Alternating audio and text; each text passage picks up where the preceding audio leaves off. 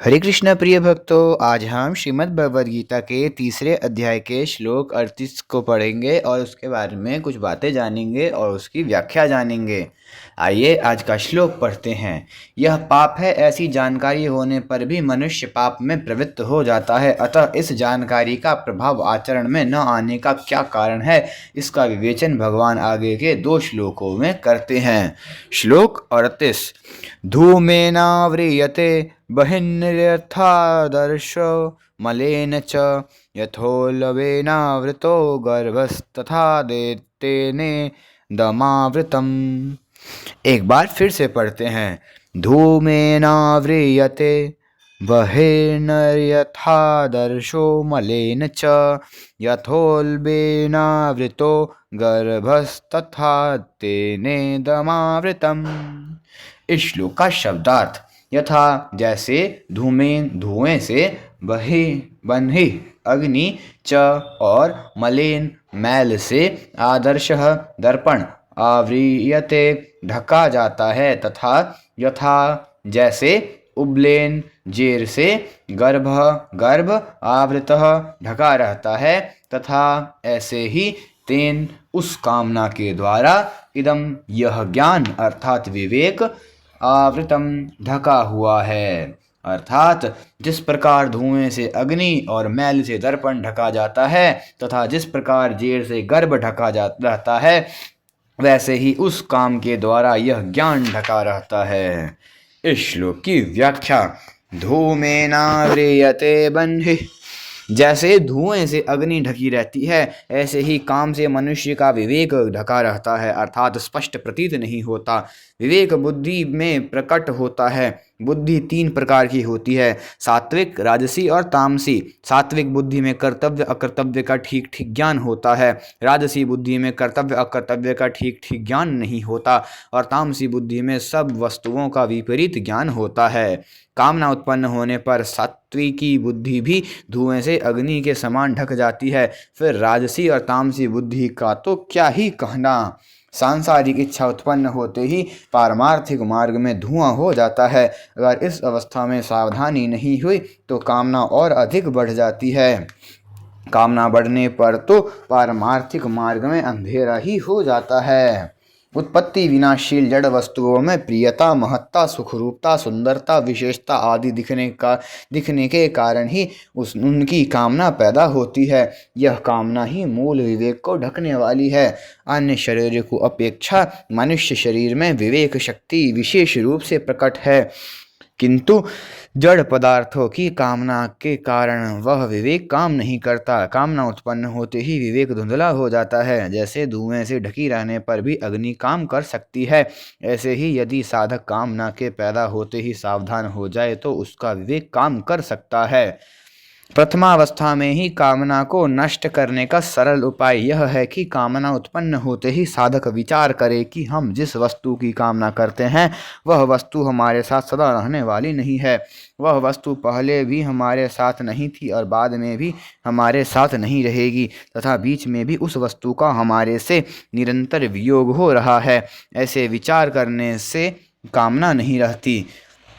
यथादर्शो मलेन च, जैसे मैल से ढक जाने पर दर्पण में प्रतिबिंब दिखना बंद हो जाता है, ऐसे ही कामना का वेग बढ़ने पर मैं साधक हूँ, मेरा यह कर्तव्य और यह अकर्तव्य है, इसका ज्ञान नहीं रहता। अतः अंतःकरण में नाशवान वस्तुओं का महत्व ज़्यादा हो जाने से मनुष्य उन्हीं वस्तुओं के भोग और संग्रह की कामना करने लगता है। यह कामना ज्यों ज्यों बढ़ती है त्यों ही त्यों मनुष्य का पतन होता है। वास्तव में महत्व वस्तुओं का नहीं, प्रत्युत उसके उपयोग का होता है।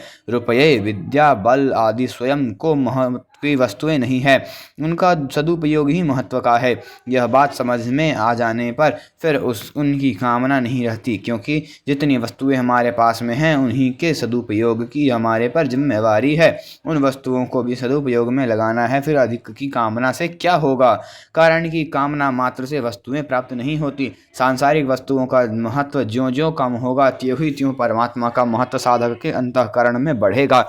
सांसारिक वस्तुओं का महत्व सर्वथा नष्ट होने पर परमात्मा का अनुभव हो जाएगा और कामना सर्वथा नष्ट हो जाएगी। यथोल्बेनावृतो गर्भः दर्पण पर मैल आने से उसमें अपना मुख तो नहीं दिखता, पर यह दर्पण है ऐसा ज्ञान तो रहता ही है।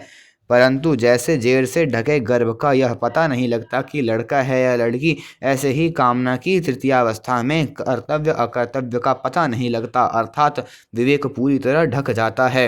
विवेक ढक जाने से कामना का वेग बढ़ जाता है।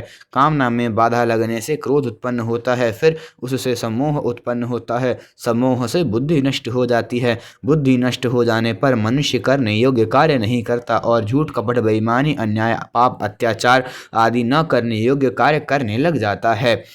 ऐसे लोगों को भगवान मनुष्य भी नहीं कहना चाहते। इसलिए 16वें अध्याय में जहाँ ऐसे लोगों का वर्णन हुआ है, वहाँ भगवान ने मनुष्यवाचक कोई शब्द नहीं दिया। स्वर्ग लोक की कामना वाले लोगों को भी भगवान ने कामात्मानः कहा है, क्योंकि ऐसे लोग कामना के ही स्वरूप होते हैं। कामना में ही तदाकार होने से उनका निश्चय होता है कि सांसारिक सुख से बढ़कर और कुछ है ही नहीं।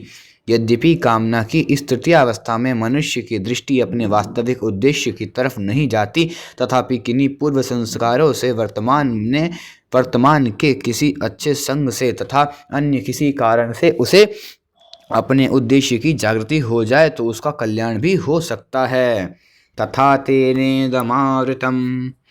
इस श्लोक में भगवान ने एक काम के द्वारा विवेक को ढकने के विषय में 3 दृष्टांत दिए हैं। अतः उपयुक्त पदों का तात्पर्य यह है कि एक काम के द्वारा विवेक ढका जाने से ही काम की तीनों अवस्थाएं प्रबुद्ध होती हैं। कामना उत्पन्न होने पर उनकी ये 3 अवस्थाएं सबके हृदय में आती हैं, परंतु जो मनुष्य कामना को ही सुख का मानकर उनका आश्रय लेते हैं और कामना को त्याज्य नहीं मानते, वे कामना को पहचान ही नहीं पाते। परंतु परमार्थ में रुचि रखने वाले तथा साधन करने वाले पुरुष इस कामना को पहचान लेते हैं। जो कामना को पहचान लेता है वही कामना को नष्ट भी कर सकता है। भगवान ने इस श्लोक में कामना की 3 अवस्थाओं का वर्णन उसका नाश करने के उद्देश्य से ही किया है, जिसकी आज्ञा उन्होंने आगे 41वें और 43वें श्लोक में दी है।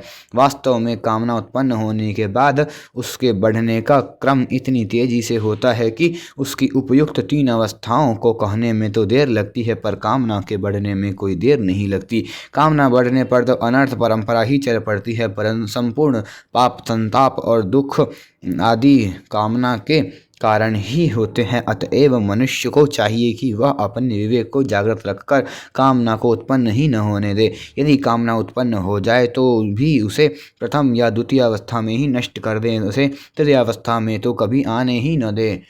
इस श्लोक की विशेष बात, धुआं दिखाई देने से यह सिद्ध हो जाता है कि वहाँ अग्नि है, क्योंकि अगर वहाँ अग्नि न होती तो धुआं कहाँ से आता। अतः किस प्रकार धुएं से ढकी होने पर भी अग्नि के होने का ज्ञान, मैल से ढका रहने पर भी दर्पण के होने का ज्ञान और जेर से ढका होने पर भी गर्भ के होने का ज्ञान सभी में रहता है, उसी प्रकार काम से ढका होने पर भी विवेक सभी में रहता है। यह कामना के कारण वह उपयोग में नहीं आता। शास्त्रों के अनुसार परमात्मा की प्राप्ति में 3 दोष बाधक हैं, मल, विक्षेप और आवरण। ये दोष असत हैं, असत के संबंध से उत्पन्न होते हैं। असत का संबंध कामना से होता है, अतः मूल दोष कामना ही है। कामना का सर्वथा नाश होते ही असत से संबंध विच्छेद हो जाता है। असत से संबंध विच्छेद होते ही संपूर्ण दोष मिट जाते हैं और विवेक प्रकट हो जाता है। परमात्मा प्राप्ति में मुख्य बाधा है सांसारिक पदार्थों को नाशवान मानते हुए उन्हें महत्व देना। जब तक अंतःकरण में नाशवान पदार्थों का महत्व है और वे सत्य, सुंदर और सुखद प्रतीत होते हैं, तभी तक मल, विक्षेप और आवरण ये तीनों दोष रहते हैं। इन तीनों में भी मल दोष को अधिक बाधक माना जाता है।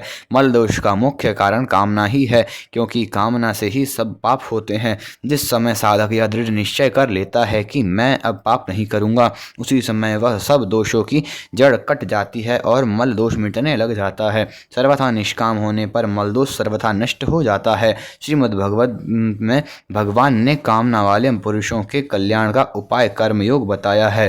कर्मयोगस्तु कामिनाम। अतः कामना वाले पुरुषों को अपने कल्याण के विषय में निराश नहीं होना चाहिए, क्योंकि जिसमें कामना आई है वही निष्काम होगा। कर्मयोग के द्वारा कामनाओं का नाश सुगमतापूर्वक हो जाता है। छोटी से छोटी तथा बड़ी से बड़ी प्रत्येक लौकिक अलौकिक या पारमार्थिक क्रिया करने में मैं क्यों करता हूँ और कैसे करता हूँ, ऐसी सावधानी हो जाए तो उद्देश्य की जागृति हो जाती है।